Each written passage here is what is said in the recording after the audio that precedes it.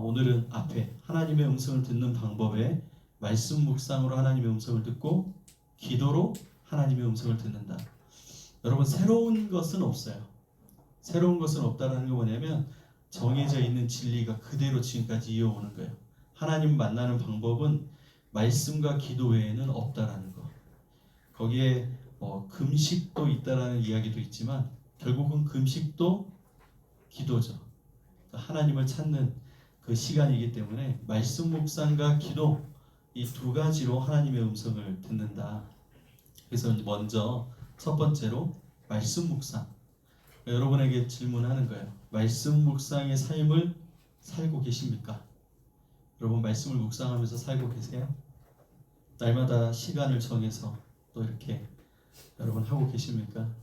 네, 하고 계시는 분들이 있죠. 저번에 잠깐 들었지만 우리 김도현 집사님도 오래전부터 큐티 생활을 많이 해오셨고, 그래서 나만의 묵상 방법을 나눠보자 이렇게 했는데 대표로 한 명만 하죠.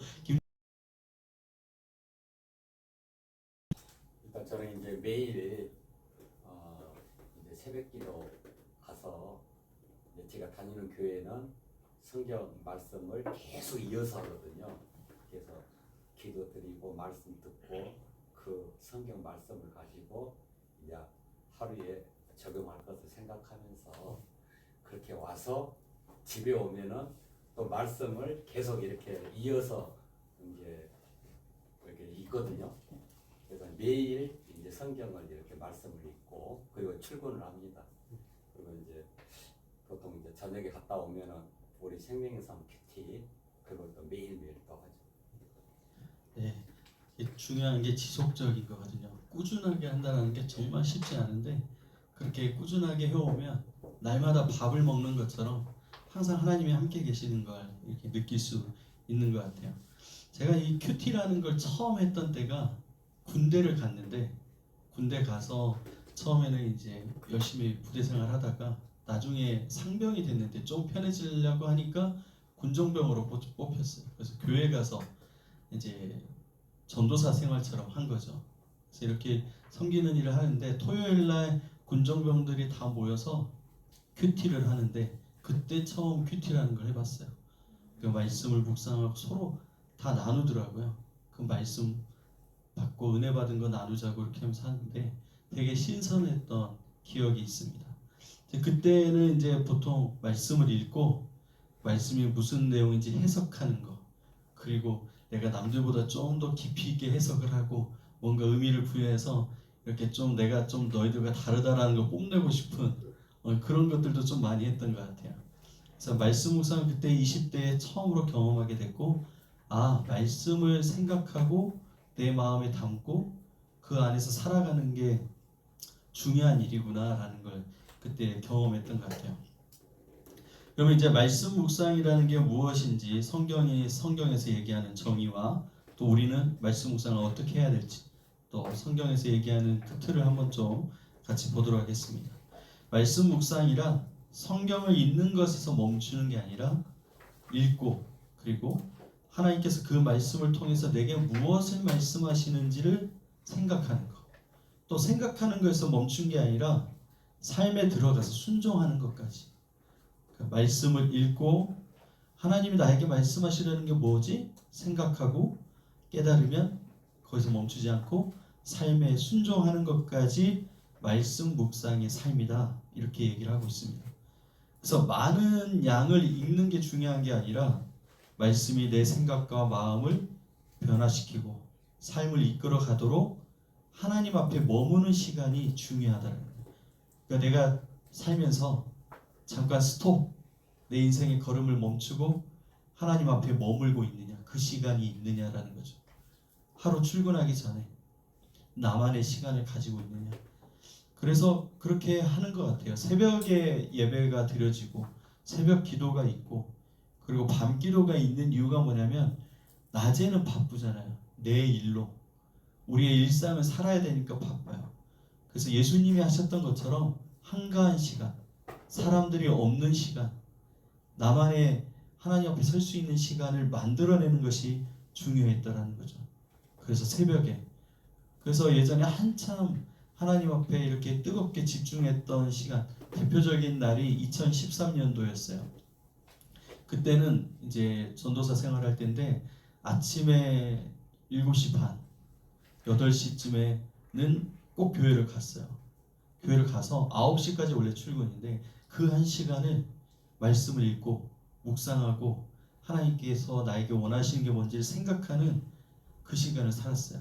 그때에 제가 이제 경험을 했어요. 말씀이 꿀송이처럼 달다. 그때 그래서 그 시간을 들이면서 너무 행복한 거예요. 그러니까 아침에 빨리 일어나고 싶은 거예요. 빨리 그 자리에 가고 싶어요. 나만의 아지트에 들어가서 내 골방에 들어가서 이 말씀을 읽으면서 주시는 그 기쁨과 감동과 은혜가 있더라고요. 그래서 그런 시간들이 여러분들을 맛봤으면 좋겠다. 말씀으로.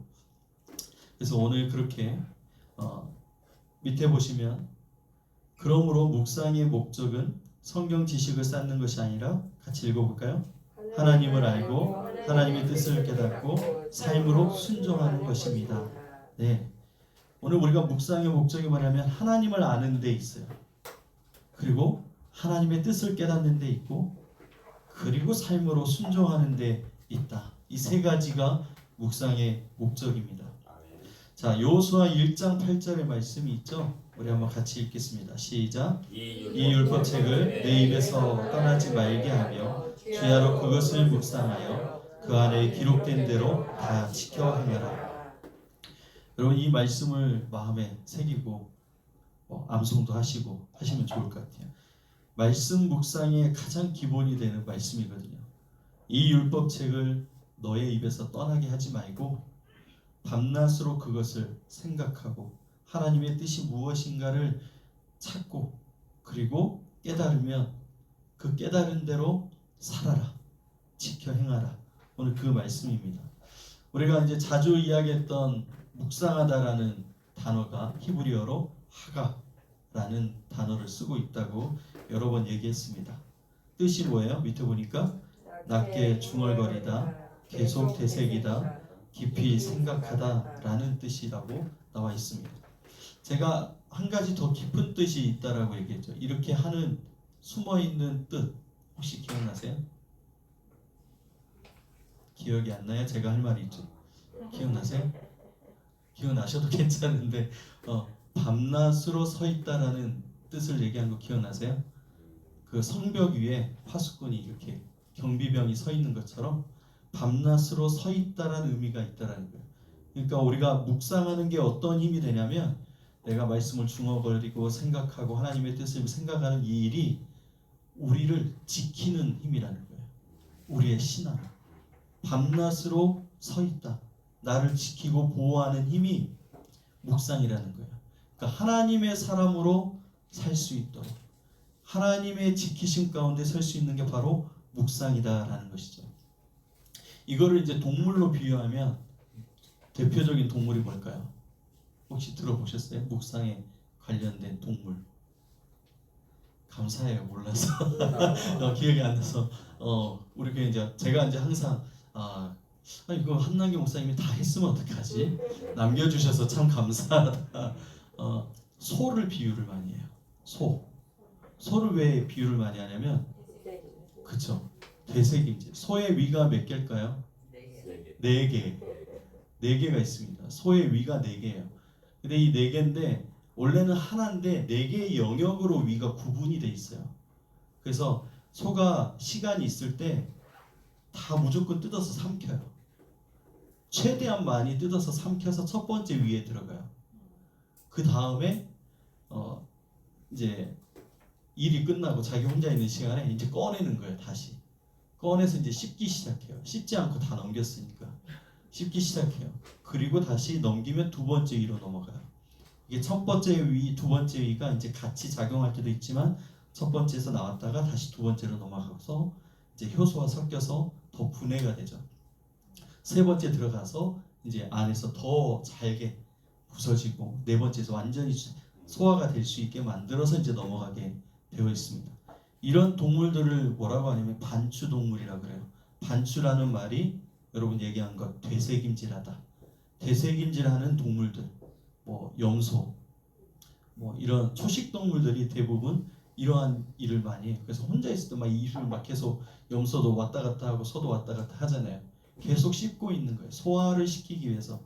그러니까 오늘 우리가 말씀을 먹고 나서 소처럼 계속 꺼내서 생각하고 계속 의미가 무엇인지 하나님의 뜻이 무엇인지를 계속 우리가 받은 의미를 생각하고 하면 깨닫게 되고 그 깨달음이 더 깊어지고 깊어지게 된다는 거죠.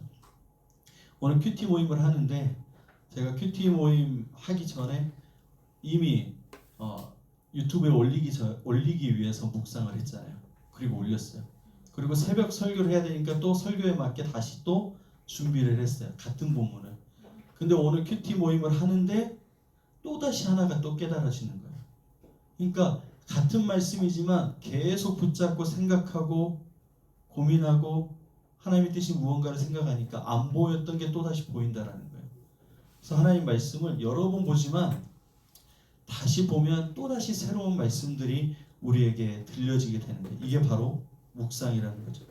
그래서 고대 유대인들이 어떻게 했냐? 성경을 그냥 눈으로만 읽는 게 아니라 반복해서 읽으면서 마음에 새겼다라는 거예요. 성인이 되기 전에 유대인들이 모세오경을 다 외워야 되는 거예요. 창세기, 출애굽기, 레위기, 민수기, 신명기 5권을 다 외운다고요. 그렇게 해서 성인식을 치르는 과정을 간다고 합니다. 그만큼 말씀을 계속 반복해서 읽고 새기고 암송을 하는 거죠. 우리가 말씀 암송이라는 게 제일 성경을 대하는 것 중에 제일 어려운 것이잖아요. 네.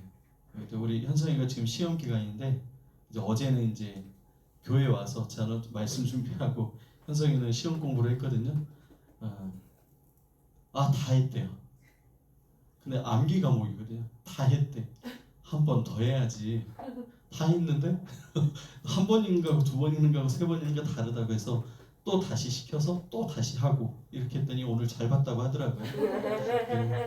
잘 본 점수가 자기 수준에서 잘 나온 거겠지만 어쨌든 반복해서 외우고 알았다고 이해했다고 끝나는 게 아니라 계속 암송을 한다라는 것입니다. 즉 묵상은 뭐라고요? 같이 읽겠습니다. 말씀을 마음속에 반복하며 하나님 앞에서 살아내는 것입니다. 네, 마음속에서 계속 반복하는 거예요. 하나님 앞에서 살아내는 것. 요즘 이제 새벽 예배에 중요한 게 뭐냐면 회복이 핵심이거든요. 이번에 시편 5번째 거는 회복하시겠다 하나님이. 근데 그 회복하시겠다의 중요한 게 뭐냐면 은혜를 기억하는 자가 감사로 살 수 있다라는 거예요. 감사를 잃어버린 자는 은혜를 잊어버린 거다. 그 무슨 얘기냐면 우리가 계속 반복해서 하나님이 하셨던 것을 기억하는 거죠. 그 기억하는 것이 되새김질로 우리에게 되는 것처럼 오늘 우리가 묵상하면서 반복하여 하나님 앞에 살아가는 것이다. 또 이제 말씀 묵상의 중요한 말씀 우리가 잘 아는 시편 1편이죠. 우리 2절 3절인데요. 같이 읽겠습니다. 시작. 오직 여호와의 율법을 즐거워하여 그의 율법을 주야로 묵상하는도다. 아멘. 자, 밑에 보면 말씀을 묵상하는 사람은 뿌리 깊은 나무처럼 흔들리지 않고 때를 따라 열매를 맺으며 삶 가운데 하나님의 공급을 경험합니다. 오늘 우리가 말씀 안에서 계속 생각하고 붙들고 살아가면 보이기 시작해요. 하나님이 하시는 것들이. 그래서 밤낮으로 묵상하는 이유가 뭐냐면 이 말씀이 보이기 시작하고 이루어지는 게 깨달아지니까 즐거운 거예요. 말씀 안에서 사는 게. 와, 이 말씀이 정말 이렇게 이루어지는구나. 말씀이 이렇게 이렇게 대단한 것이구나. 이렇게 깨달아지면서 이 말씀을 읽고 묵상하는 게 즐거워지게 된다는 거예요. 우리 찬송가 중에 내 기도하는 그 시간이라는 찬양이 있어요. 그때가 가장 귀하다. 그리고 한번 즐겁다 나오거든요. 기도가 귀한 것은 알지만 즐겁다라고 생각하는 사람 그렇게 많지 않기도 해요. 기도 여러분 즐거우세요? 아니면 해야 되는 거 아니까 하는 거 하세요? 가끔씩은 즐거워요. 그렇지만 귀한 것, 안 하면 안 되는 것, 기도해야 살 수 있다라는 것을 알기 때문에 한다라는 거예요. 말씀도 마찬가지로 반드시 읽어야 된다는 거 알고 말씀을 통해서 우리가 살아야 된다는 거 아는데 즐거워서 그걸 붙잡고 있는 사람은 얼마나 될까? 그래서 오늘 우리가 즐거워질 때까지 말씀이 내 안에 기쁨으로 다가올 때까지 한번 꾸준히 해보시라는 거예요. 그 꾸준히 지속적으로 해나가는 것이 힘이에요. 여러분 아무것도 안 느껴져도 되고 무슨 뜻인지 몰라도 돼요. 그러나 지속적으로 말씀을 읽고 묵상하며 가는 사람에게 반드시 깨달아지게 된다는 것입니다. 묵상은 맨 밑에 줄 읽겠습니다. 시작. 하나님과의 관계를 깊게 만드는 영적 습관입니다. 습관으로 만들어야 돼요. 큐티를 말씀 묵상하는 걸 여러분의 가장 큰 습관으로 만드세요. 이것이 바로 우리를 지키는 힘이에요. 우리에게 문제가 터졌을 때, 환란이 찾아왔을 때, 믿음을 흔드는 사건들이 일어났을 때 우리를 지켜주는 힘이에요. 이 습관이. 오늘 우리의 습관으로 그 사람의 모습이 나타나는 것처럼 오늘 이 말씀 묵상하는 습관을 세우시면 성령께서 깨닫게 하시고 오늘 우리를 지키시는 것을 경험하게 될 것입니다. 디모데후서 3장 16절에서 17절의 말씀, 모든 성경은 하나님의 감동으로 된 것으로 교훈과 책망과 바르게 함과 의로 교육하기에 유익하니.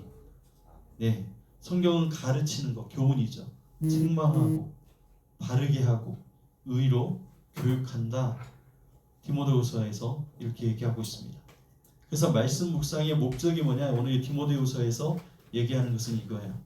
새로운 지식을 얻는 것이 아니라 같이 읽겠습니다. 그리스도를 닮아가는 변화입니다.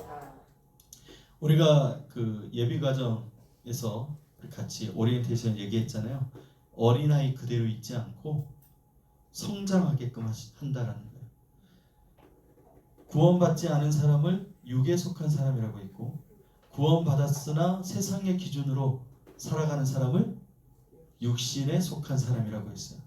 그러니까 우리는 구원받았어요. 그런데 아직 육신에 속한 사람처럼, 어린아이처럼 세상의 기준 가운데 살아갈 수 있는데, 오늘 디모데후서에서 얘기하는 것처럼 말씀 묵상이 우리를 어떻게 한다?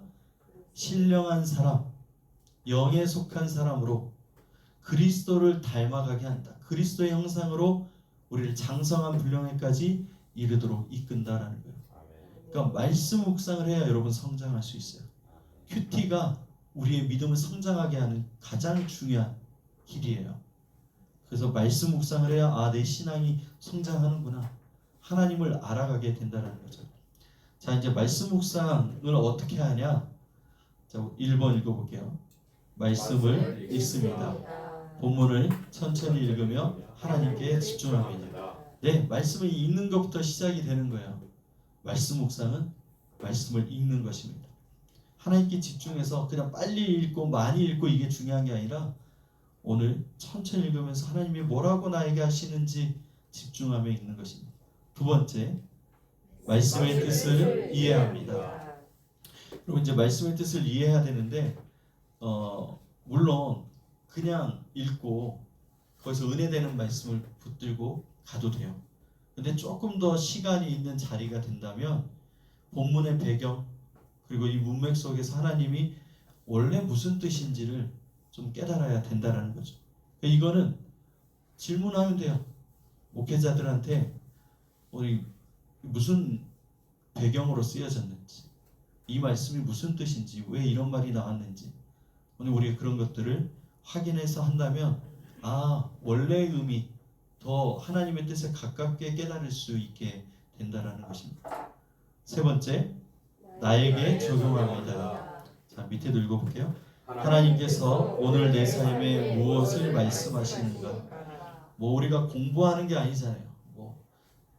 대학원에 들어가려고 하는 것도 아니고 신학 공부하는 게 아니기 때문에 뜻이 무엇인지 생각하지만 그걸 생각하는 이유는 오늘 말씀을 붙들고 살기 위해서거든요. 오늘 내 삶에 이 말씀을 왜 나한테 주셨을까? 그걸 생각하면서 오늘 나에게 적용하게 됩니다. 그리고 깨달으면 네 번째, 순종합니다. 묵상은 깨닫는 것으로 끝나지 않고 삶으로 이어진다라는 거. 마태복음 7장 24절의 말씀 보면은 누구든지 이 말을 듣고 행하는 자는 그 집을 반석 위에 세운 지혜로운 사람 같다라고 얘기를 했어요. 그래서 예수님이 듣고 행하는 자를 지혜로운 자. 그 집을 세우는 걸 얘기를 했어요. 모래 위에 집을 세우는 사람, 반석 위에 집을 지은 사람. 누가 반석 위에 지은 사람 같냐? 말씀을 듣고 행하는 자가 반석에다가 집을 지은 것처럼 단단하다, 무너지지 않게 된다라는 것입니다. 그러니까 오늘 우리가 듣는 것으로 끝나면 안 되고 듣고 난 다음에는 반드시 행하는 것까지 이어져야 된다는 거예요. 지금 우리가 얘기하는 게 어떻게 해야 구원 받느냐가 아니잖아요. 여러분, 행함에 대해서 오해하지 말아야 될 건 구원은 은혜로 된 것이고 구원 받은 자에게 지금 어떻게 살 것인가를 얘기하는 거예요. 구원 받은 사람은 듣고 행하는 삶을 살아야 된다. 말씀에 깨달은 대로 살아야 여러분 행복하게 살 수 있는 거예요. 예수님을 오래 믿었어도 은혜도 있고 가끔씩 경험하는 기쁨이나 감격도 있어요. 그런데 대부분의 시간은 고통스럽다는 거예요. 왜요? 오늘 듣고 행하며 하나님을 경험하지 못하니까 어려운 문제 만날 때마다 근심과 염려와 두려움부터 우리 안에서 일어난다는 거예요. 그런데 말씀을 듣고 행하는 사람은 문제를 부딪히고 두렵고 염려되고 근심되는 일이 만났을 때 올라오는 건 하나님이 하신다라는 믿음이에요. 하나님께서 하신다. 그러니까 나는 뭘 하냐면 재정의 문제가 왔고 건강의 문제가 왔고 관계의 문제가 왔을 때 제3자가 돼요. 지켜봐요. 이번에는 하나님이 또 어떻게 역사하시려고 하지? 이번에는 하나님이 또 어떤 방법으로 채우시지? 고치시지? 길을 열어주시지? 그렇게 해서 내 문제인데 내 문제가 아니에요. 하나님께 문제를 넘겨드리는 사람이 되는 거죠. 이게 바로 듣고 행하며 살아가는 경험 속에 살아가는 사람들의 반응이다라는 것입니다. 여러분, 이왕 예수님을 믿었으면 물론 다 천국 가겠지만 여기서부터 기쁘고 감사하고 즐거워야 되지 않을까요? 근심되고 아프고 우울하고 물론 신앙적인 염려일 수 있어요. 이제 나는 구원받았는데 우리의 남편, 아이들, 부모님들 아직 예수님을 못 믿고 있는 그런 상황을 보면 답답하고 괴롭고 우울하고 막 그러잖아요. 그런데 우리가 나를 향해서 하셨던 하나님을 기억하고 내 삶에 계속 하나님이 역사하는 걸 기억하고 경험하면서 가면 어떻게 돼요? 하나님이 하신다라는 게 뭐예요? 나에게도 하셨고 이제 하나님의 때가 남편에게 왔고 아이들에게 왔고 오늘 우리의 삶에 왔다라는 걸 보게 된다는 거예요. 그래서 3자 입장에서 볼 수 있는 거예요. 이야, 하나님이 또 이렇게 하시는구나. 하나님이 이렇게 역사하시는구나. 자, 말씀 묵상의 목적 같이 읽겠습니다. 정보를 얻는 것이 아니라 하나님을 만나는 것입니다. 성경을 많이 하는 사람이 되는 것이 아니라 예수님을 더욱 닮아가는 사람이 되는 것입니다. 자, 그래서 아까 처음에 얘기했던 대로 말씀 묵상이 어떤 과정이에요? 읽고 그를 깨닫고 순종하고 그러면 변화되는 거예요. 오늘 이 4단계로 변화가 됩니다. 여러분 그 기억나세요? 성령의 조명하심. 성령의 조명하심 3단계를 얘기했잖아요. 하나님이 성령의 이 역사가 일어나려면 반드시 우리의 순종까지 필요하다고요. 성령이 하실 때 마지막 순종까지 있어야 그 다음에 변화가 나타난다고 얘기했던 거 우리가 기억할 수 있습니다. 그래서 말씀 묵상하는 방법이 이제 2가지를 여러분에게 소개를 하고 여러분이 이 가운데서 한번 묵상을 해보시면 도움이 될 것 같습니다. 예전에도 얘기했는데요. 다시 한번 본다고 생각하시면 좋을 것 같고요. 첫 번째 묵상법은 손가락 묵상법. 이게 이제 바나바 훈련원에서 목회자들에게 이렇게 묵상법을 알려주셨는데 오늘 이 묵상법을 주로 사용을 하고 있습니다. 굉장히 좋아요. 이 묵상법을 통해서 진행을 하고 있고요. 그리고 이 묵상법을 토대로 지금 유튜브 큐티 묵상이 올라가고 있어요. 여러분 이 내용을 한번 보시고 큐티 묵상을 들어보시면 이렇게 이 상황 가운데서 하고 있구나라는 걸 볼 수 있습니다. 다섯 손가락 묵상법, 이 손가락을 통해서 이제 묵상을 깨달을 수 있어요. 자, 앞에 한번 보세요. 자, 엄지 손가락, 야, 너 최고다. 이거 우리 옛날에 찬송가, 어린이 찬송가 중에 왕왕왕왕 나는 왕자다 율동에 이렇게 했었거든요. 왕 최고, 이걸 의미해요. 그러니까 오늘 우리가 우리의 삶에 이 모든 만물의 가장 최고는 하나님이시잖아요. 우리의 왕은 하나님. 그래서 말씀을 볼 때 먼저 찾는 게 뭐냐면 하나님을 찾는 거예요. 오늘 말씀에 어떤 하나님이 나타나시는가를 찾는 거예요. 자, 1번 보시면 본문에 나타나신 하나님 찾기. 하나님은 어떤 분이신가? 여러 가지 이야기가 나와요. 전능하신 하나님, 신실하신 하나님, 보호하신 하나님, 다스리신 하나님. 이렇게 하나님의 성품과 연결돼서 나와요. 그리고 저희들과의 사람과의 관계 속에서 어떤 하나님인지가 드러납니다. 그래서 묵상을 통해서 시작은 하나님을 아는 것으로부터 시작하는 거예요. 이 5가지 묵상법을 한 번에 다 하면 완성이지만 시간에 따라서는 하나만 해도 돼요. 오늘은 너무 시간이 없는데 1번 한번 해봐야겠다. 말씀 읽으면서 오늘은 무슨 말씀에 어떤 하나님이 나타나지? 전능하신 하나님이네. 모든 것을 다스리시고 모든 뛰어난 능력이 있으시네. 그걸 보면서 나는 이렇게 약하고 할 수 없는데 나의 하나님이 이렇게 전능하시구나. 그래, 힘을 내고 살아가자. 세상이 되게 강하게 보이지만 하나님이 전능하신데 그 앞에 모든 만물이 다 굴복할 수밖에 없는데 내가 두려워할 게 없구나. 이렇게 이제 적용이 되는 거예요. 그래서 어떻게 살아가냐면 힘있게 살아가, 좀 더 자신 있게 담대하게 세상에서 살아갈 수 있는 것입니다. 자, 2번째 손가락, 엄지죠. 그래서 이거는 이렇게 얘기해요. 김선영 원사님 저쪽으로 가세요. 오늘은 저쪽 길로 가셔야 돼요. 그러니까 지시하시는 말씀이에요. 오늘 말씀에서 하나님이 어떻게 살라고 말씀하시는지 그 삶의 방향을 찾는 것입니다. 오늘 내게 무엇을 말씀하시는가? 어떻게 살라고 하시는가? 오늘 내가 순종해야 될 것은 무엇인가? 이 지시하시는 말씀을 찾는 거죠. 아침 큐티할 때 이게 이제 좀 되게 중요한 것 같아요. 제가 잠깐 직장 생활을 할 때 버스 타고 다니면 저에게 이 손바닥만한 수첩을 항상 가지고 다녔어요. 이 수첩에 깨달았던 말씀들을 기록해 놓고 그걸 보면서 다녔어요. 그러면서 오늘 어떻게 살아야 되는지 생각하면서 막 이렇게 그 버스 타고 다녔던 시간이 굉장히 기쁨이 있었던 시간을 경험했었는데, 그렇게 내가 하루를 시작할 때 어떻게 살아갈 것인가에 대한 거죠. 예전에 이제 저희 집에서 부모님하고 이제 동생들은 이제 또 남동생 군대가 있고 여동생은 또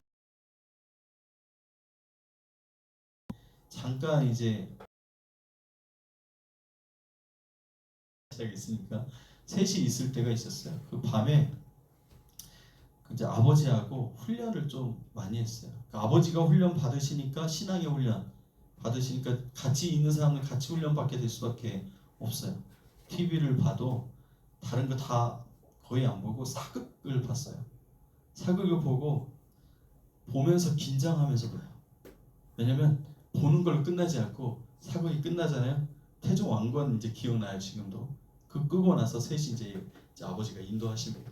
자, 오늘 태종 왕건을 보고 오늘 화에서는 어떤 걸 느꼈어? 거기서 어떤 하나님을 만났어? 굉장히 괴로웠어요.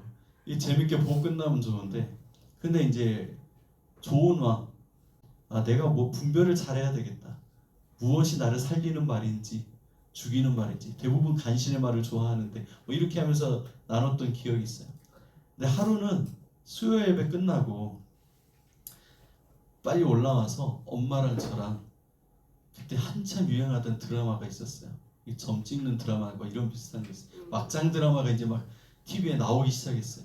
그걸 보고 막 신나서 빠져서 보고 있는데 문을 열고 이제 아버지가 들어오시니까 후다다닥 해서 얼른 껐어요. 그래서 아빠가 오셔서 아니야 한번 틀어봐, 괜찮아, 보자, 같이 보자. 그래서 딱 켰어요. 봤는데 자 이제 끝나고 얘기하는 거 알지? 근데 보는데 뭘 찾을 수가 없는 거야. 막장 드라마에서 뭘 찾아요? 뭔 의미를 찾을 수가 없는 거죠. 그러고 나서 끝나고 나서 대화를 나누는데 엄마랑 저랑 이제 꿀먹은 벙어리처럼 보면 안 될 것을 본 것처럼 이렇게 하고 있었어요. 그런데 거기에서도 나눔이 있더라고요. 하나님 없이 살아가는 세상은 어떤 것이 진리인지 분별이 안 되니까 자기의 소견에 오른 대로 사는 그 사사기의 말씀에서 이런 게 찾는 이런 것도 기억에 남고 그렇습니다. 또 뭘 했냐면 집에다가 다 붙여놨어요. 냉장고에다가 무엇을 먹을까요? 전화기에다가 어디에 전화할까요? 신발장에다가 오늘은 어디로 갈까요? 이런 걸 붙여놓은 거예요. 그러니까 냉장고 열려다가 먹으면 안 되겠다 하기도 하고 뭘 먹어야 주를 위해서 먹는 건지 고민해야 되고 전화하려고 그냥 재미로 전화하려고 했다가 내가 이 전화 한 통화로 영혼을 살리기 위해 하는 건지 그냥 누구 열심히 씹어 먹기 위해서 전화하는 건지 이런 것도 생각해야 됩니다. 그 중에 이제 가장 마음에 와닿았던 건 신발을 신으면서 그 글자를 보는 거였어요. 내가 지금 어디로 가고 있지? 주님의 뜻대로 나아가고 있는 것일까? 여기 이제 굉장히 기억에 남는 훈련이었어요. 참 감사하죠. 아버지가 그렇게 해주셨으니까. 그런 이 훈련, 하나님이 어떻게 나에게 지시하시는가를 생각하는 훈련이 되었던 좋은 기억이 있습니다. 오늘 우리가 이 큐티를 통해서 하나님의 지시하심을 받는 훈련을 하는 것이죠. 자, 세 번째 손가락은 필수 없다 그랬잖아요. 그래서 지시는 이렇게 했고 세 번째 손가락은 엄지를 펴서 김두희 집사님 때문에 내가 이렇게 힘들어. 김두희 집사님 때문에 내가 지금 힘들어. 이렇게 할 수 있다고 했는데 지금 가운데 손가락이잖아요. 근데 가운데 손가락이 누구를 향하고 있어요? 나를 향하고 있어요. 그러니까 모든 문제의 근원 출발은 나한테 있다. 그래서 세 번째 손가락은 뭐예요? 회개. 오늘 이 말씀을 통해서 내가 회개해야 될 것은 무엇일까? 내 안에 있는 죄와 허물은 무엇일까? 말씀을 통해서 오늘 우리 자신을 볼 수 있습니다.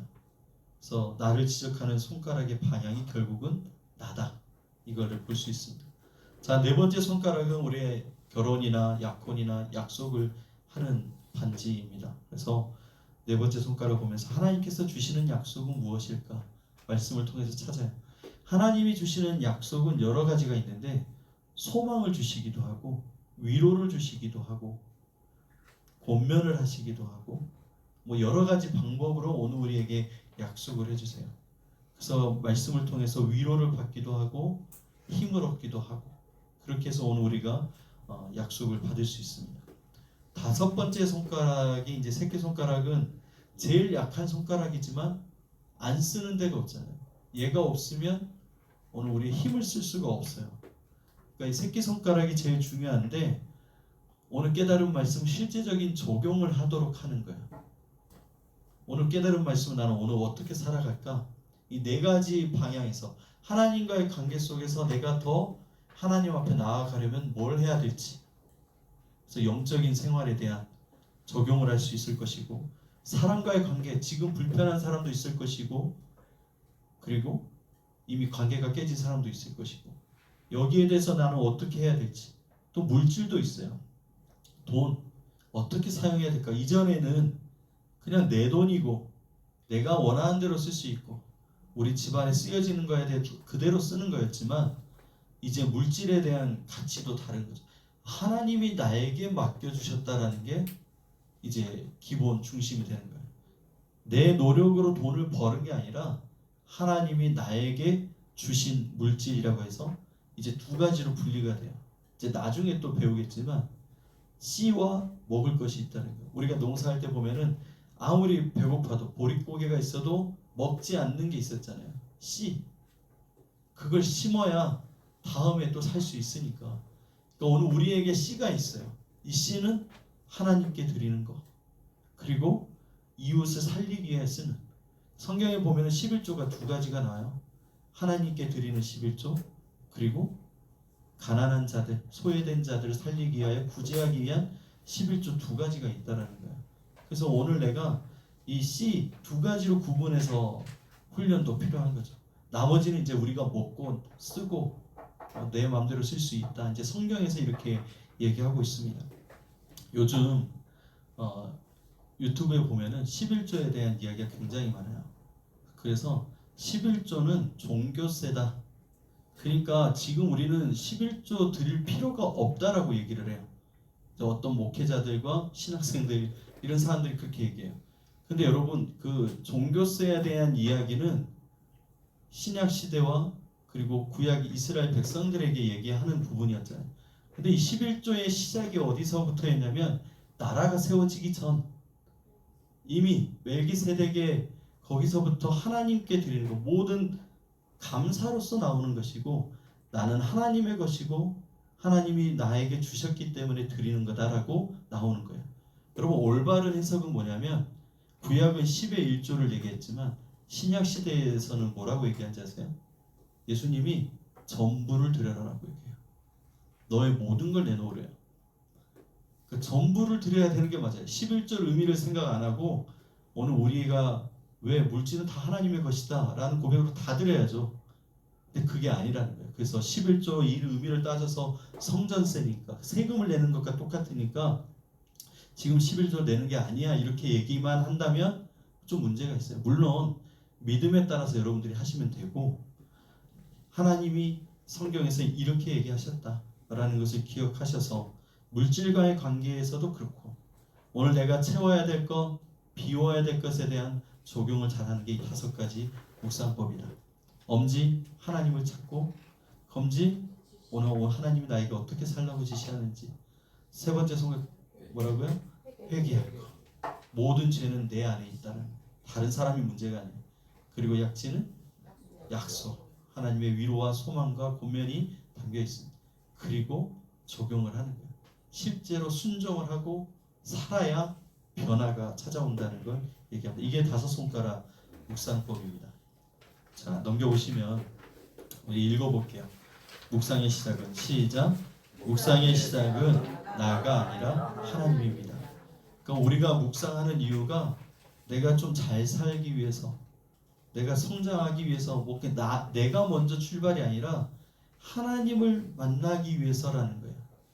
하나님을 찾기 위하여 묵상이 시작되는 것이지 나의 문제 해결을 위해서 어떤 삶의 돌파를 위해서 묵상하는 게 아니다. 여러분 그 출발을 잘 해주셔야 돼요. 자 밑에도 읽어보겠습니다. 시작. 모든 문제의 출발점은 다른 사람이 아니라 먼저 나 자신을 돌아보는 데 있습니다. 네, 여러분 문제를 항상 남편 때문이라고 얘기하지 마시고 아내 때문이라고 말하지 마시고 이놈의 자식은 왜 이런지 어디서 태어났는지 누구 배에서 나왔는지 모르겠다고 하지 마시고 결국은 여러분의 배에서 나왔으니까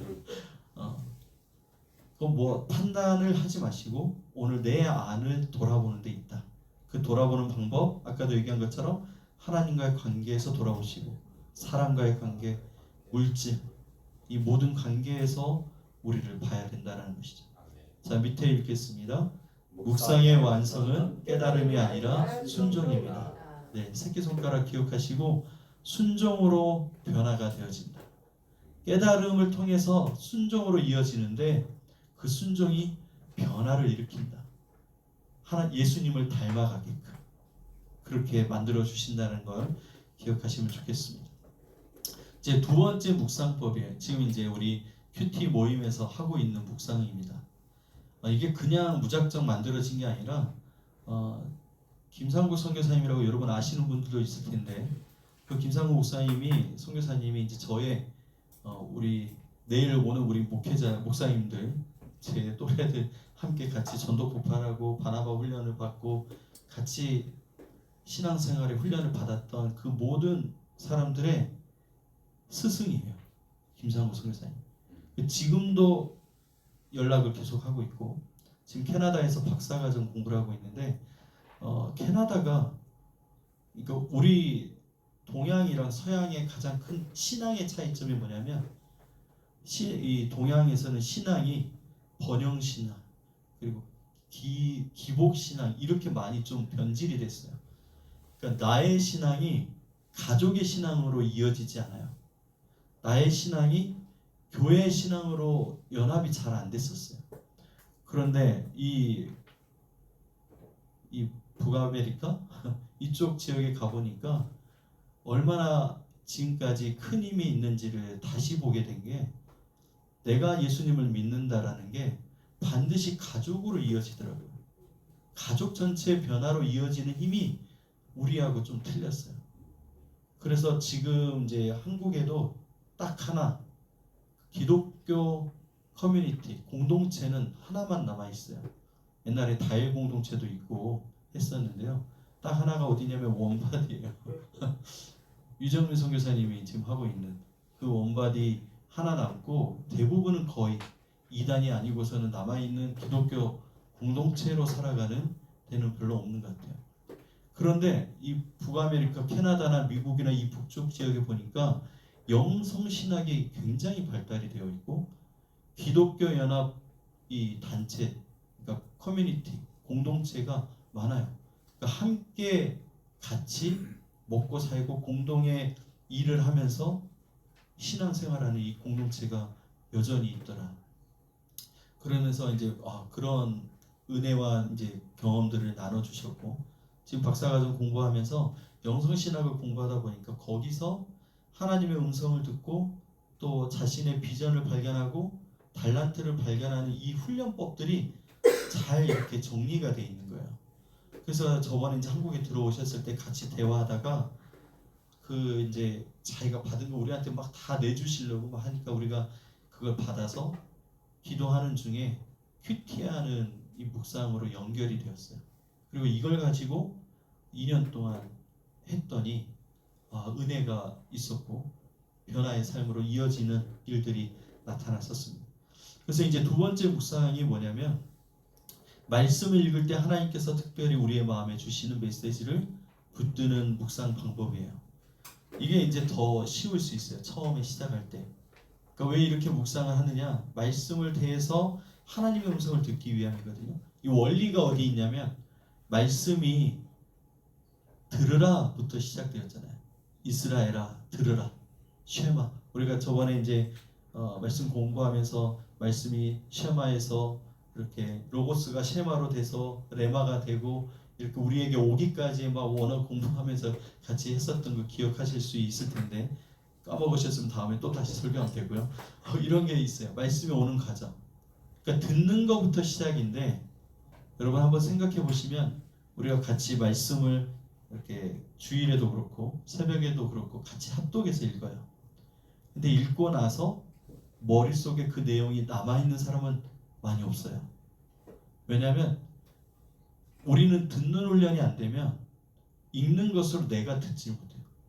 나는 읽었지만 내 머리에 남지 않아요. 듣질 못한다는 거예요.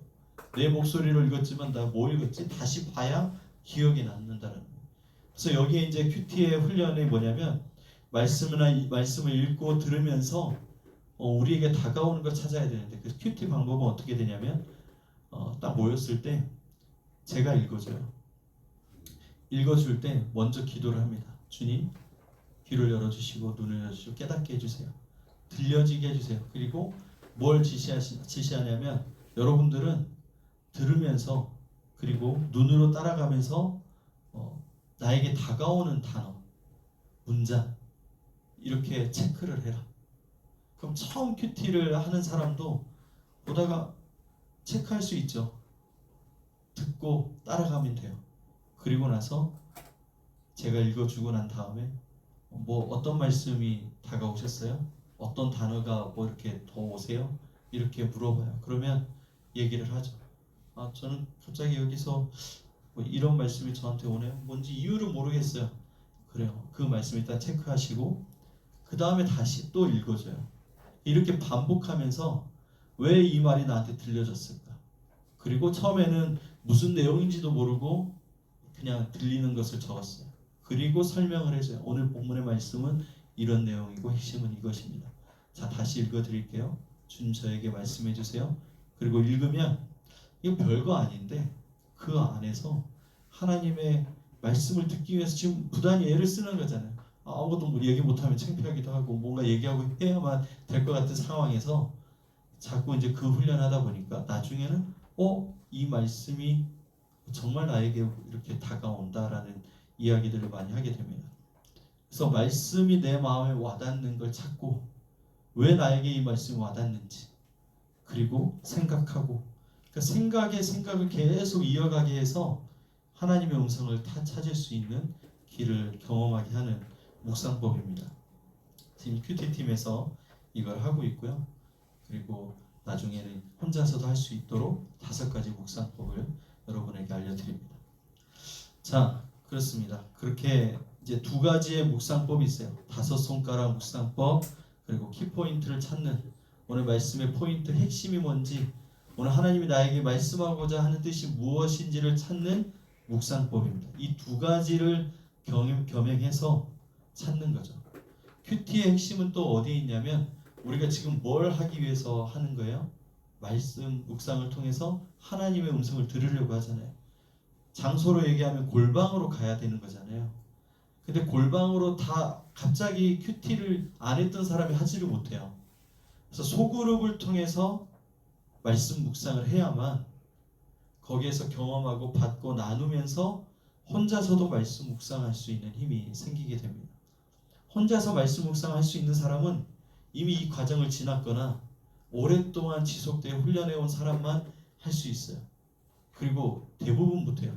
10% 내외만 처음부터 혼자 큐티 묵상을 하죠.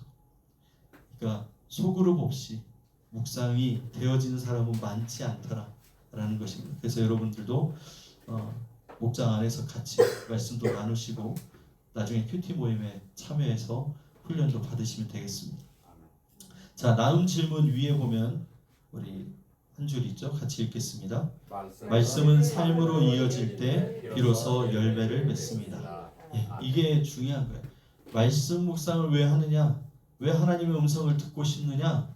하나님 뜻대로 살기 위하여, 하나님의 뜻대로 내 삶에 하나님이 원하시는 열매를 맺기 위하여 하는 거예요. 우리가 목적을 놓치면 안 돼요. 하나님이 나에게 기대하시는 것을 잘 찾아야 됩니다.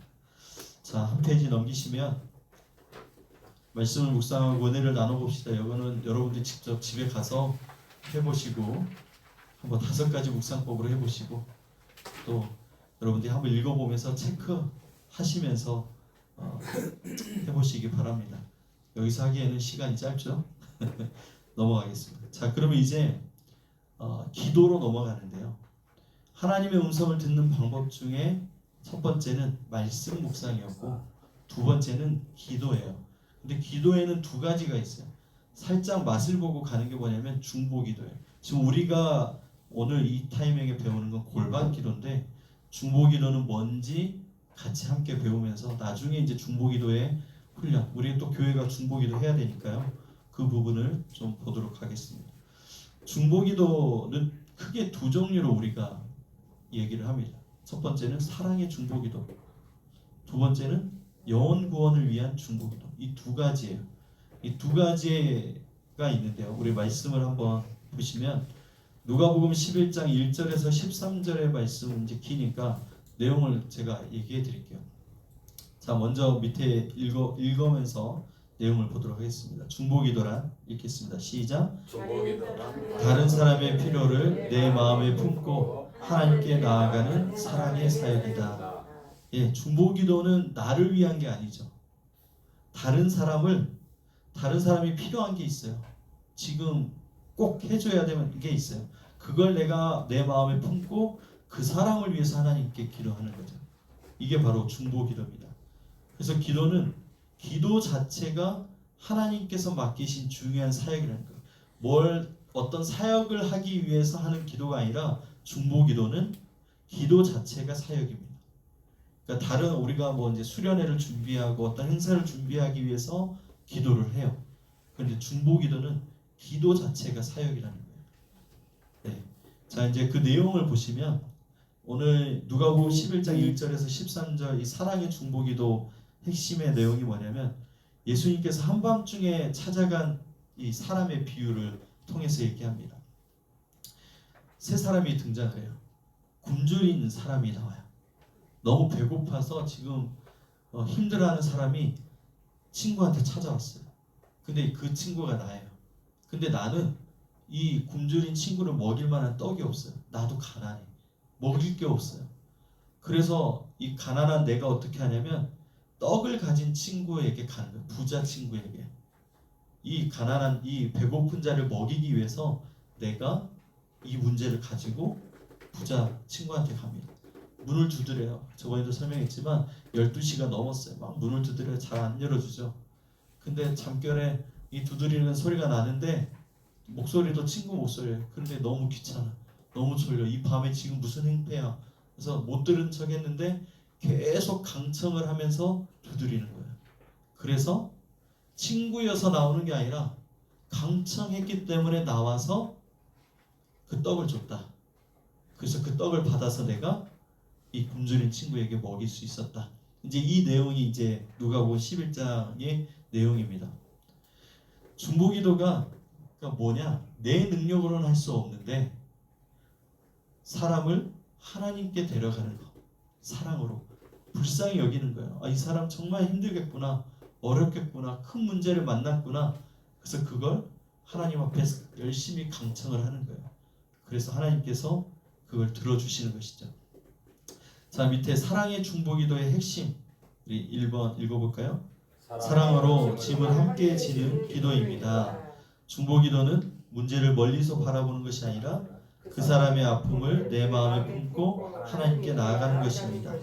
자, 두 번째, 강청하는 기도입니다.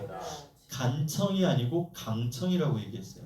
강청이 뭐냐면 포기하지 않는 기도예요. 간청도 맞겠지만 간청보다 더 강한 게 강청이에요. 포기하지 않는 것. 이건 뭘 의미하냐면 하나님을 향한 믿음과 인내를 의미하고 있어요. 하나님은 반드시 해결하신다. 그리고 하나님 해결해 주실 때까지 끝까지 붙들고 기도하는 기도가 강청하는 기도입니다. 세 번째, 성령께서 역사하시는 기도입니다. 그 밑에도 읽겠습니다. 우리가 사랑으로 부르짖을 때 성령께서 우리의 마음에 하나님의 사랑을 부어주시고 기도하는 사람도 변화시키십니다. 우리가 그래서 우리 사랑교회에서 사랑의 중보기도를 많이 해왔어요. 지금도 하고 있고 중보기도 할 때 핵심 이 사랑을 투입해서 하는 중보기도를 우리가 하고 있습니다. 사랑의 중보기도에 정말 좋은 열매가 뭐냐면 두 가지 열매. 1, 2번 읽겠습니다. 기도받는 사람이 하나님의 은혜를 경험합니다. 기도하는 사람이 성령의 충만함과 하나님의 사랑을 경험합니다. 이 사랑의 중보기도는 기도받는 사람도 기도하는 사람도 이 하나님의 은혜를 경험해요. 기도하는 사람이 이 사랑을 투입하면서 기도할 때 성령의 충만함을 맞이하게 됩니다. 그래서 오늘 우리는 정말 교회에는 이 사랑의 중보기도를 많이 해야 됩니다. 자, 밑에 네모 안에 있는 거 읽겠습니다. 기도는 상대방만 변화시키는 것이 아니라 기도하는 사람도 하나님의 마음을 닮아가게 합니다. 기도와 함께 하면서 사랑이 더 생겨나게 되고 하나님의 마음을 깨닫게 되고 성령의 충만함을 겪게 됩니다. 그래서 여러분 중보기도 할 때 항상 능력이 아니라 사랑이다. 사랑을 투입해서 하는 기도다 라는 것을 기억하시고 해주셔야 됩니다. 두 번째는 영혼 중보 기도입니다. 중보 기도의 가장 중요한 목적이 있는데 영혼 구원에 있어요. 그래서 내 남편을 위해서 기도하고 아이들을 위해서 기도하고 또 성도들을 위해서 기도하고 아직 교회에 오지 않았지만 태신자들을 위해서 불신자들을 위해서 기도도 합니다. 왜냐하면 영혼 구원의 목적이 중보 기도에 있기 때문에 그렇습니다. 히브리서 7장 25절의 말씀 보면은 예수님께서 지금도 하나님 우편에서 우리를 위해서 중보기도 하고 있다는 거예요. 지금도 예수님이 저 올라가셔서 하나님 보좌 우편에서 중보기도를 지금도 하고 있다는 거예요. 자, 뒤에 넘겨보시면 로마서 8장 26절 27절의 말씀 보면 성령님도 말할 수 없는 탄식으로 우리를 위하여 간구하고 있다. 네. 교회는 그래서 어떻게 해야 돼요? 읽어볼까요? 예수님의 몸으로서 하늘에서 이루어진 하나님의 뜻이 이 땅에서도 이루어지도록 중보하는 공동체입니다. 네, 그래서 영혼 구원을 위해서 우리가 함께 중보기도를 해야 돼요. 이제 나중에 이제 중보기도 사역에 대해서 배울 텐데요. 우리가 그 동안에 아직 믿지 않는 가족들과 친척들과 부모님과 사랑하는 사람들이 있는데 기도를 열심히 했을 거예요. 그런데 이 원리를 따르지 않으면 오래 걸려요. 물론 하나님이 하셔요. 그런데 오래 걸려요. 그런데 중보기도를 통해서 주님이 말씀하신 원리를 따라서 기도를 하면 10년 걸릴 게 확 줄어들어서 응답하신다라는 거예요. 이제 그 원리와 방법들을 우리가 함께 배워서 그 안에서 기도하면 정말 하나님이 역사하는 걸 경험할 수 있습니다. 영혼구원 중보기도의 핵심 뭔가? 1, 2, 3번 1번 시작. 잃어버린 영혼을 품는 기도입니다. 네. 한 영혼이 하나님께 돌아오도록 이름을 불러가면서 이제 기도하게 돼요. 두 번째, 회복을 위한 기도입니다. 누구를 위해서 기도할까요? 믿음을 떠난 사람, 상처받은 사람, 낙심한 사람, 다시 하나님께 돌아오도록 이 중보기도를 통해서 하게 됩니다. 세 번째, 하나님의 뜻이 이 땅에 이루어지도록 기도합니다. 네, 밑에 중보기도는 내 뜻을 이루는 것이 아니라 주님의 기도에 동참하는 것입니다. 자, 밑에 표 있는 걸 읽겠습니다. 뜻이 하늘에서 이루어진 것 같이 땅에서도 이루어지이다. 네, 이게 중보기도의 원리예요. 주기도문에 나와 있는 하늘에서 하나님의 뜻이 이루어진 것처럼 이 땅에서도 이루어지기 원합니다. 하나님께 말씀을 가지고 기도하는데요. 하나님, 이것은 하나님의 뜻이 아닙니까? 이 영혼 구원, 하나님의 뜻이 이루어지길 원합니다. 그 원리를 가지고 기도하게 되어 있습니다. 우리 한번 말씀을 찾아볼까요? 베드로전서 2장 9절의 말씀입니다.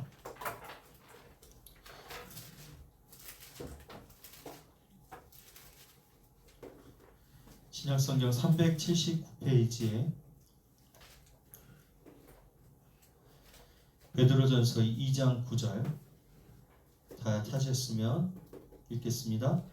그러나 너희는 택하신 족속이요 왕같은 제사장들이요 거룩한 나라요 그의 소유가 된 백성이니 이는 너희를 어두운 데서 불러내어 그의 기이한 빛에 들어가게 하신 이의 아름다운 덕을 선포하게 하려 하심이라.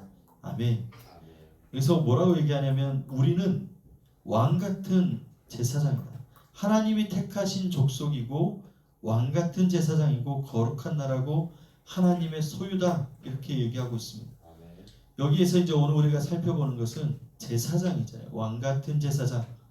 제사장이 어떤 사람이라고요? 하나님과 사람 사이를 연결하는 사람이에요. 왜 그러냐면 구약시대 때 아무도 하나님께 나아갈 수 없는 존재잖아요. 죄가 있는 사람 하나님께 나아갈 수 없어요. 지금 우리는 예수님을 믿으면 하나님께 나아갈 수 있게 되었지만 구약시대에는 제사장이 그 사람을 위하여 대신 죄를 제물에 넘기고 제사를 드려야만 하나님께 나아갈 수 있게 되는, 다시 회복할 수 있는 기회가 되었습니다. 막간을 이용해서 퀴즈를 낼게요. 퀴즈 답이 더 눈치가 빠르신 분들 금방 알겠지만, 자, 제사를 드리려는 사람이 제물을 가지고 왔어요. 제물을 가지고 오면 이 제물을 이제 제사장한테 넘겨줘요. 그럼 제사장이 제사를 드릴 텐데, 그 단계 순서를 보면 안수하고 짐승을 잡고 짐승을 다 각을 떠서 내장을 빼내고 똥도 빼내고 가죽도 벗기고 각을 떠요. 그리고 번제단에 올려서 제사를 이제 불에 태워서 드려요. 자, 안수는 제사장이 할까요? 제물을 가지고 온 사람이 할까요? 제물을 가지고 온 사람. 그러면 이 제물을 죽이는 거는 누가 할까요? 제사장. 자, 그러면 각을 뜨고 가죽을 벗기고 다 이게 각을 떠서 뭐 번제단에 올리기까지 준비는 누가 할까요? 갑자기 점점 자, 다 지금까지 얘기한 거 가지고 온 사람이 하는 거예요. 다 받아서 준비되고 정돈된 것을 각이 띄어진 걸 불에 태우는 걸 제사장이에요. 안수하는 의미가 뭘까요? 죄를 전가하는 거죠. 내 죄가 내 죄를 대신하여 이 제물이, 이 짐승이 내 죄를 가져갔다는 의미예요. 그리고 죽여요. 내가 죽여요. 원래는 내가 죽어야 되는 건데 얘가 죽는 것을 얘기하는 거예요. 다 잘라서 각을 뜨고 하는 준비까지 자기가 죽음을 경험하는 거예요. 그리고 나서 이제 넘겨주면 이제 번제단에 다 태워지는 거죠. 그걸 보게 되는 거예요. 그러니까 이 모든 과정이 내가 죽어야 되고 내가 죄인인데 이 재물이 대신 가져가서 번제단에 태워서 죽게 되는 거. 그게 딱 지금 예수님의 십자가의 모습이 그대로 나오는 거예요. 내가 죄인인데 예수님께서 대신 십자가에 달려 돌아가신 그 과정을 보여주는 것입니다. 바로 이 제사장이 하나님과 사람 사이를 연결하는 일을 하는 것이다. 그래서 모든 성도는 기도하는 중보자의 삶을 살아야 됩니다. 내가 기도하지 않으면 저 사람이 하나님께 나아갈 수 없다는 거예요. 우리가 메고프는 권세를 받았다고 그래요. 하늘의 문을 열고 하늘의 문을 닫는 권세. 천주교에서 카톨릭교에서 이거를 교황의 특별 권한이라고 얘기를 해요. 이걸 베드로한테 줬거든요. 천국의 열쇠를, 메고프는 권세를. 그런데 그게 뭐였냐면 내가 기도하고 간구하면 하나님께서 역사하시고 내가 기도하지 않으면 이 사람에 대해서 역사할 문이 닫힌다는 얘기예요. 뭐 교황에게 천국의 문의 열쇠가 있어서 열어줘야 들어가는 게 아니라 오늘 우리가 그 기도의 권세를 가지고 있다는 거죠. 그걸 얘기합니다. 그래서 우리가 가족을 위해서, 교회를 위해, 이 지역과 나라와 열방을 위해서 이 중보기도에 힘써야 됩니다. 기도하는 교회가 돼야 되는 것입니다. 자, 이게 이제 중보기도에 우리가 조금 맛을 본 거고요. 오늘 이제 골방기도로 들어가겠습니다. 마태복음 6장 5절에서 8절입니다. 한번 찾아볼까요? 신약성경 처음에 있죠. 마태복음 6장 5절에서 8절.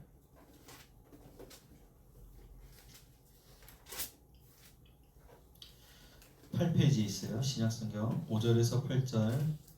6장 5절에서 8절 읽겠습니다. 시작. 또 너희는 기도할 때에 외식하는 자와 같이 하지 말라. 그들은 사람에게 보이려고 회당과 큰 거리 어디에 서서 기도하기를 좋아하느니라. 내가 진실로 너희에게 이르노니 그들은 자기 상을 이미 받았느니라. 너는 기도할 때에 내 골방에 들어가 문을 닫고 은밀한 중에 계신 내 아버지께 기도하라. 은밀한 중에 보시는 내 아버지께서 갚으시리라. 또 기도할 때에 이방인과 같이 중언부언하지 말라. 그들은 말을 많이 하여야 들으실 줄 생각하느니라. 그러므로 그들을 본받지 말라. 구하기 전에 너희에게 있어야 할 것을 하나님 너희 아버지께서 아시느니라. 아멘. 여러분, 골방 기도는 하나님과 단둘이 만나는 장소입니다. 은밀한 곳이에요. 사람에게 보이기 위한 것이 아니라 하나님과 교제하기 위한 장소이고 시간입니다. 자, 이 자리에서 우리 한번 읽어볼까요? 거기 이 자리에서 우리는 시작. 이 자리에서 우리는 하나님의 음성을 듣고 하나님의 마음을 배우며 다시 세상으로 나아갈 힘을 얻습니다. 예, 골방 기도가 그래서 너무 필요합니다. 영화 중에, 기독교 영화 중에 그 프레이어 룸을 워룸이라고 지어서 나온 영화가 있어요. 이게 너무 은혜스러운 곳인데요. 워룸, 그러니까 전쟁 위한 전략실처럼 실제 전쟁은 이 기도실에서 이루어진다라는 거죠. 우리의 삶의 승패는 이 골방에서 이루어진다라는 거예요. 우리의 삶의 승패가 하나님께 영적인 기도, 이 친밀한 교제, 하나님 앞에서 회개하는 거, 하나님의 뜻을 묻고 음성을 듣고 또 거기서 영적인 공급을 받는 그 시간을 통해서 우리의 삶의 모습이 완전히 달라진다라는 것을 이야기를 합니다. 자, 한 페이지 넘기시면 7페이지에 중보기도와 골방기도의 관계에 대해서 표가 나와 있습니다. 자, 골방기도가 하나님을 만나는 자리고 중보기도는 사람을 하나님께 데려가는 자리다. 자, 골방기도는 하나님의 마음을 배우는 시간이라면 중보기도는 그 하나님의 마음을 배운 사람들이 그 하나님의 마음을 흘려보내는 시간이랍니다. 자, 영적인 힘을 공급받는 것이 골방입니다. 그 공급받은 힘으로 영혼을 섬기는 시간이 중보기도고, 골방기도는 하나님과의 관계라면 중보기도는 이웃을 향한 사랑의 실천, 이 관계라는 거예요. 그러니까 골방기도가 없으면 중보기도의 힘이 나올 수가 없는 거예요. 골방기도 없는 사람이 중보기도에 힘을 쏟을 수가 없어요. 하나님과의 관계가 없는데 어떻게 누구를 사랑할 수 있고 그 흘려보낼 수가 있겠습니까? 그래서 골방기도가 있어야 중보기도가 살아요. 그러니까 각자의 우리의 삶에 하나님과의 관계가 있어야 교회가 산다라는 거예요. 이 공동체가. 그러니까 이 골반 기도하는 성도들이 많아질수록 우리 교회는 정말 건강하게 세워져 가게 될 것이다라는 것입니다. 이거는 당연한 것입니다. 네모 표현에 우리 한번 같이 읽어볼까요? 골방에서 하나님을 만난 사람이 세상에서는 중보자가 됩니다. 하나님께 가까이 있는 사람일수록 사람을 더 깊이 사랑하게 되고 사랑하는 사람은 자연스럽게 다른 사람을 위해 기도하게 됩니다. 네, 교회 보면 두 종류의 사람 있잖아요. 자기 문제에 끙끙거리며 신음하면서 하나님 앞에 기도하는 사람이 있고 정말 불쌍히 여기며 저 사람을 위해서 기도해야겠다고 하는 사람이 있어요. 두 종류의 사람이 있습니다. 오늘 나는 내 문제에 끙끙거리고 있는지 아니면 눈에 보이는 저 연약한 성도, 아파하는 성도를 위해서 우리가 기도를 하고자 하는지 그게 이제 오늘 우리의 이 골방 기도를 통해서 보이기 시작한다는 거죠. 자, 그럼 이제 실제적인 문제를 우리가 함께 이제 나누고 마무리를 할 텐데요. 골방 기도에서 어떤 기도를 하는 것인가? 첫 번째는 묻는 기도예요. 우리가 부르짖는 기도도 많이 하고 여러 가지 사역적인 기도를 많이 하는데 골방에서는 어떤 기도를 하냐면 묻는 기도예요. 묻는 기도의 대표적인 게 창세기 25장 19절에서 26절 말씀입니다. 제가 여기 잘못 썼는데요. 이삭이 아니고 리브가의 기도예요. 창세기 25장 19절부터 26절이에요.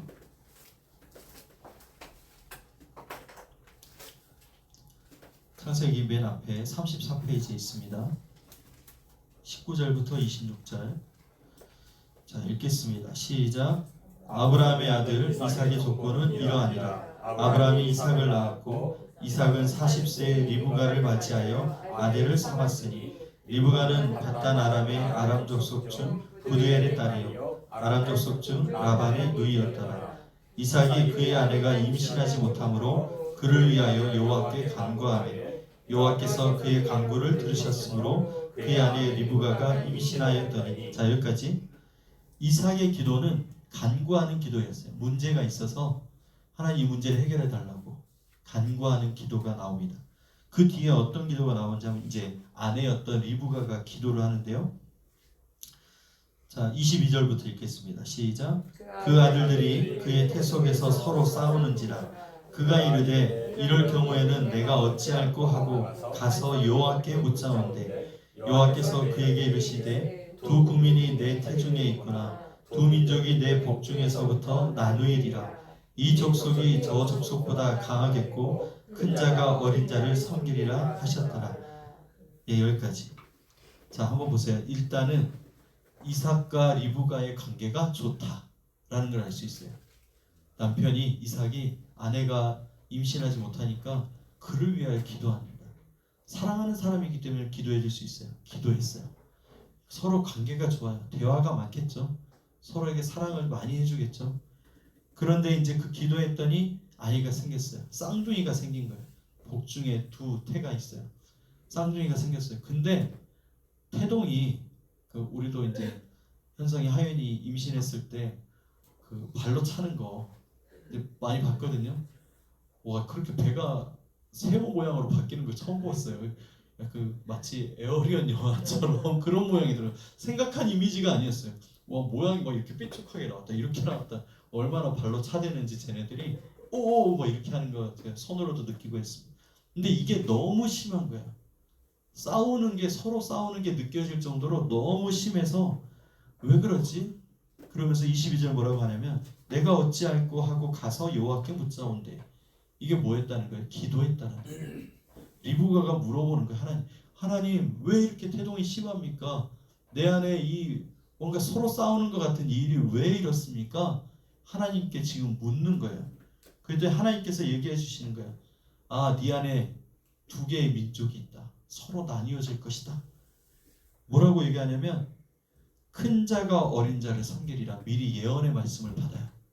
그러니까 야곱과 에서가 첫째고 둘째가 야곱이 태어나게 되는데 큰 자가 어린 자를 섬기게 된 거예요. 그러니까 야곱이 둘째지만 하나님의 축복을 받게 될 것을 이미 들어요. 자, 그럼 그 다음에 기도가 끝났으면 리브가가 이 이야기를 이삭에게 했을까요? 안 했을까요? 했어요. 관계가 좋잖아요. 지금 서로의 문제를 나눌 수 있는 관계예요. 좋은 관계예요. 이삭에게 얘기했습니다. 근데 시간이 흘렀어요.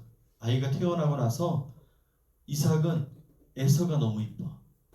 근데 리브가는 야곱을 기억하고 있어요. 하나님 말씀 때문에. 이삭은 말씀을 잊어버린 거예요. 보이는 첫째가 너무 마음에 들고 사냥도 잘하고 이끌어가기 너무 좋은 첫째인 거죠. 마지막에 이제 보면은 축복을 내리려고 할 때 이삭이 이제 나이가 많아서 이제 죽기 직전에 아들들한테 축복을 하려고 합니다. 그래서 장자한테 에서한테 사냥해와라. 너한테 축복하겠다. 에서가 사냥하러 간 동안에 리브가가 뭔 짓을 해요? 양의 털을 이 야곱한테 붙여요. 에서는 털이 많은 사람이었어요. 남자처럼 상남자고 야곱은 여성스러웠거든요. 그래서 뭐 이 털을 붙여요. 그리고 이제 가슴에도 털 붙이고 막 이렇게 해가지고 그 이삭이 좋아하는 별미를 만들어서 갖다 줍니다. 이 엄마가 다 꾸몄어요. 그렇게 해서 축복을 대신 받게 하려고 속이는 일을 한 거죠. 근데 이제 뭐 말씀의 내용을 보면 이삭이 이상하다 하면서 근데 몰랐을까요? 아빠가 아들을 그때 제가 이제 우리가 상상으로 말씀이 기억났다. 그래서 결국 마지막 축복의 내용을 보면은 야곱을 축복하고 그리고 에서에게 마지막 축복할 때 너는 너의 동생을 섬기는 자가 될 것이다. 처음에 이 태중에 있을 때부터의 이야기가 이제 완성이 되는 걸 볼 수 있습니다. 그러니까 오늘 묻는 기도가 얼마나 중요한가라는 거예요. 간구하는 기도보다 더 중요한 게 더 필요한 기도가 묻는 기도라는 거죠. 오늘 그래서 리브가의 기도가 묻는 기도였습니다. 여호수아 5장 13절에서 15절의 말씀 보면은 여호수아도 전쟁을 앞두고 하나님의 뜻을 묻는 기도의 내용이 나옵니다. 그리고 사무엘하 2장 1절에 4절에 보면은 다윗이 정말 잘했던 기도 중에 하나가 뭐예요? 묻는 기도. 다윗은 정말 하나님께 무슨 문제가 있으면 물었어요. 하나님의 뜻이 무엇입니까? 제가 어떻게 해야 됩니까? 전쟁에 나가서도 하나님 제가 나갈까요 말까요? 싸울까요 말까요? 하나님이 또 그렇게까지 얘기합니다. 이번에는 매복해라. 이번에는 돌아서 가서 쳐라. 하나님께서 전략까지도 알려주시는 일을 하셨다는 거예요. 그러니까 오늘 우리가 이 묻는 기도를 통해서 하나님이 하시는 것을 들어야 되는 것이죠. 두 번째는 듣는 기도입니다. 우리가 기도는 말하는 것으로 끝나지 않고 들어야 된다는 거예요. 가만히 어떻게 들어야 될까? 시편 62편 5절에 보면은 나의 영혼아 잠잠히 하나님만 바라라. 조용히 하나님의 뜻을 기다리면서 기도하면서 기다리는 거예요. 근데 이 기도는 어렵죠. 졸리니까. 막 부르짖을 때는 기도가 잘 되는데 이제 듣기 위하여 기도하다가 새벽이나 밤에 어떻게 해요? 졸 수도 있어요. 그래서 참 쉽지 않은 기도이기도 해요. 두 번째는 어떻게 해요? 하박국 2장 1절 보니까 파수하는 곳에 서서 하나님께서 무엇이라 말씀하시는지를 기다리겠다. 계속 기다리는 이 기도를 하고 있는 것을 보여주고 있습니다. 여기에 또 하나의 기도가 있는데요. 방언을 받은 사람들은 방언을 하며 기다리는 거예요. 그래서 방언은 어차피 내가 뜻을 모르잖아요. 그러니까 성령께서 나에게 말씀하시기를 주님 물어보고 기다리는 동안 방언하며 기다리는. 그래서 방언의 유익이 여기에도 있습니다. 그래서 오늘 우리가 골방에 들어가서 하는 기도는 크게 묻는 기도와 듣는 기도가 있다. 이 기도를 통해서 하나님의 뜻이 무엇인지를 발견하고 그 안에서 살아가는 것이 오늘 우리에게 중요하다고 얘기를 합니다. 자, 이제 마지막인데요. 시간이 많이 갔습니다. 피곤하시겠지만 빨리 얼른 달려볼게요. 하나님의 음성을 들을 때 우리가 조심하고 경계해야 될 것이 무엇인가? 여러분, 가장 큰 장애물은 오늘 우리의 마음의 상태라는 거예요. 하나님이 말씀하지 않는 게 문제가 아니라 내 마음의 상태.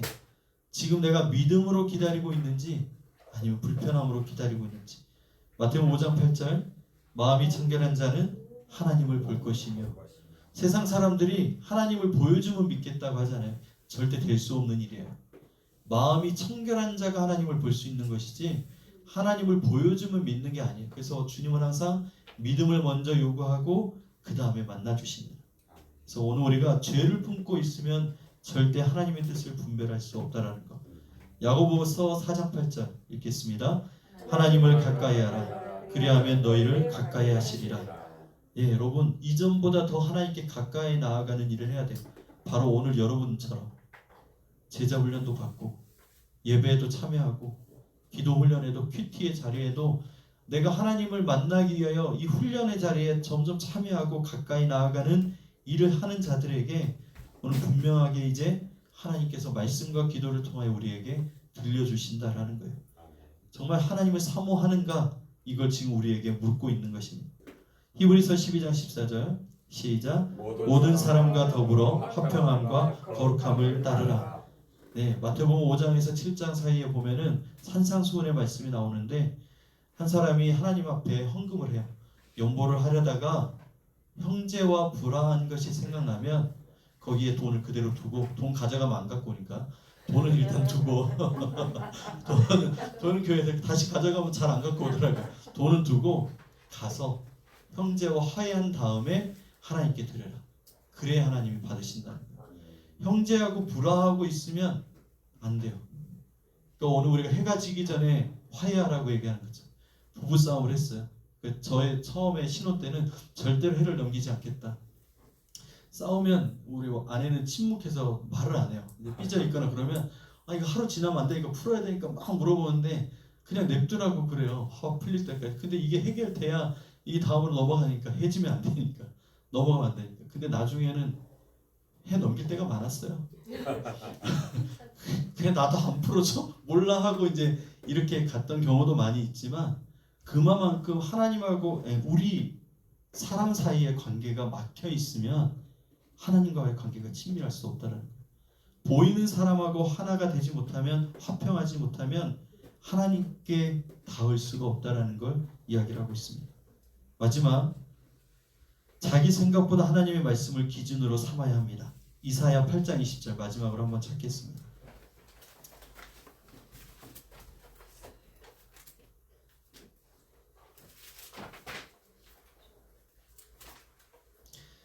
(976페이지) 구약성경 이사야 8장 20절 977페이지. 자, 다 찾으셨으면 8장 20절 시작. 마땅히 율법과 증거의 말씀을 따를지니 그들이 말하는 바가 이 말씀에 맞지 아니하면 그들이 정녕 아침빛을 보지 못하고. 여러분 여기의 말씀이 하나님의 말씀의 기준으로, 그러니까 모든 영적인 경험, 여러분 우리가 경험을 하는데 말씀으로 판단하라는 거예요. 신비한 것이든 놀라운 일이든 모든 것 어떤 것이든 하나님의 말씀으로 기준을 삼고 판단하라고 이야기를 하고 있습니다. 네, 오늘 우리가 이제 급하게 달려왔어요. 시간이 많이 가서 하나님의 음성을 듣는 방법은 두 가지. 말씀과 기도. 말씀을 묵상하는 것, 그리고 골방에 들어가서 묻는 기도, 듣는 기도. 내 삶에 이 두 가지가 살아있어야 돼요. 말씀에 대해서 생각하고 순종까지 나아가는 것과 기도에 대하여 하나님 앞에 은밀한 곳에 들어가 하나님의 뜻이 무엇인가를 묻고 그리고 하나님의 답을 듣기 위하여 살아가는 삶이 우리 안에 만들어진다면 여러분의 인생은 정말 놀라운 시간으로 바뀌게 될 줄 믿습니다. 자, 이제 이론은 알았어요. 실전은 참 쉽지 않죠. 저도 쉽지 않아요. 아침에 정해져 있는 계획이 있어요. 읽고 묵상하고 하나님 앞에서 시간을 보내는 오전을 보내고 싶지만 사역이 바쁘면 일이 먼저면 저도 모르게 일부터 하고 있을 때가 있어요. 어이구 오늘 말씀 못 읽고 일부터 시작했네 이렇게 합니다. 그러니까 여러분 오늘 우리가 하나님을 인식하는 훈련이 중요하고 그렇게 오늘 우리의 삶에 주님과 동행하는 훈련이 시작될 수 있도록 이번 주 골방기도 아지트 만드시고 A텐트 찾으셔서 다음 주에는 저 만들었어요 이렇게 보고해 주시고 그리고 순종하고 훈련했던 것들을 나눠주시면 좋겠습니다. 네, 오늘도 긴 시간 고생하셨고요. 남아있는 한 주간 주님과 동행하면서 살아가는 여러분 되었으면 좋겠습니다. 주님의 이름으로 축복합니다. 우리 서로 한번 격려할까요? 주님께서 당신과 함께 하십니다. 여러분 모든 일은 주님이 하십니다. 힘내시고 이번 주도 승리하시기 바랍니다. 아멘. 기도하겠습니다. 사랑의 하나님 감사합니다. 오늘도 말씀의 훈련 주님과 동행하기 위하여 나아가는 저희들 되게 하시니 감사합니다. 아멘. 오늘 깨달은 말씀대로 순종까지 이어질 수 있도록 성령님 도와주시옵소서. 아멘. 우리가 할 수 없는 것을 경험하게 될 것입니다.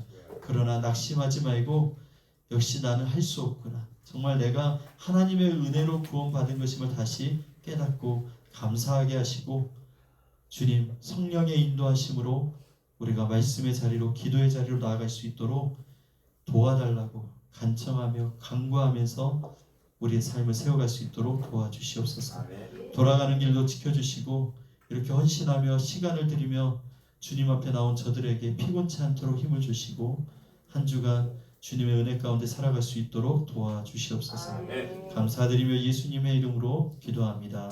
아멘. 주님께 영광을 돌리겠습니다. 수고하셨습니다.